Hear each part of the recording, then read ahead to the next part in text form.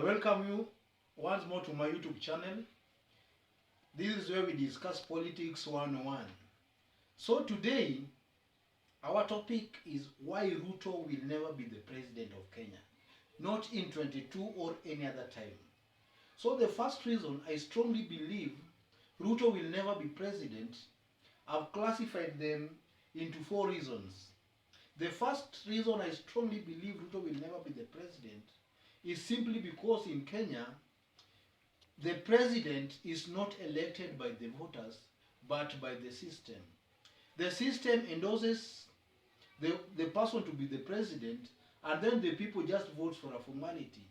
So I strongly believe that as long as Ruto is still engaged in this fierce war with the government, or rather with the system being the president and the president's men, he should forget about being the president, not in 2022, but he should forget being the president forever. That's the first reason I strongly believe Ruto will never be the president. The second reason I strongly believe will not make Ruto the president is he lacks the support from the ground, the masses.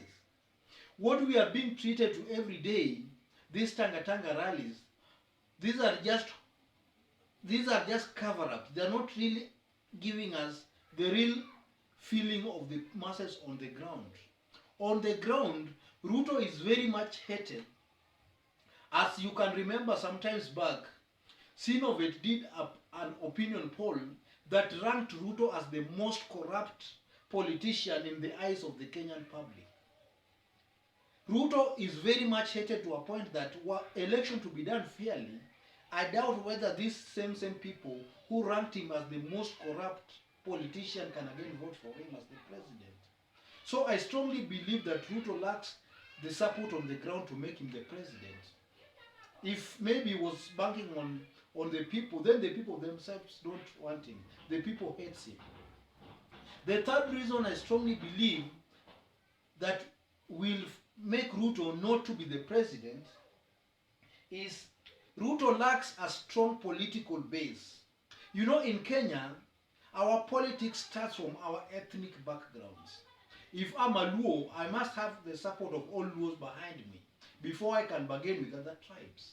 But as things stand in Rift Valley, in the Kalenjin land, Ruto doesn't have the full control of the Kalenjin population.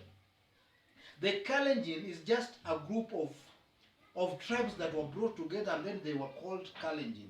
But they have their own different opinions of Ruto. They have their own dynamics. For instance, the Tugen where Gideon Moi comes from, I don't think that with the Gideon factor at play, Ruto can get 100% of the Kalenjin votes. Not even 50%, I doubt. Let's go to the Marakwet, the Keios, the Pokots. You find that these people have got so many variants that I don't think it will make Ruto get their votes to the last man. Maybe Ruto can get 100% or 90% of the Nandi vote and maybe 50% of the Kipsigis vote.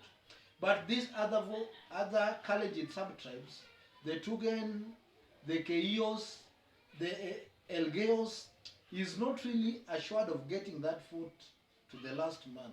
Therefore, we can just conclude that Ruto doesn't have a very strong political background to start from. Look, for instance, somebody like, for example, Kalonzo. Kalonzo has the full backing of the Kamba. Even though his people sometimes elect Jubilee legislators, when it comes to the presidency, the Kambas look forward to Kalonzo as their only candidate. Therefore, Ruto does not have the full control of the Kalenjin nation. That is the third point. The final point I strongly believe will make Ruto lose the presidency is the vice president jinx in our country.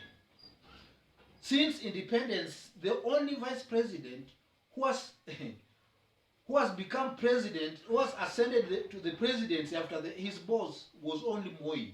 And this happened because of the death of the then president, Jomo Kenyatta. So the only way that Ruto could ascend to presidency was maybe by bad luck our beloved President Uhuru Muigai Kenyatta was not there. But in the event that our president, beloved Uhuru Muigai Kenyatta, will be there, then this jink of the vice presidency or is just going to work against William Ruto. Therefore, analyzing these 4 points, I don't want to go deep into them. Analyzing these 4 points, I strongly believe that Ruto will never be the president of Kenya, not in 2022 or any other time. His cook is cooked and he will never be the president of Kenya. Thanks, ladies and gentlemen.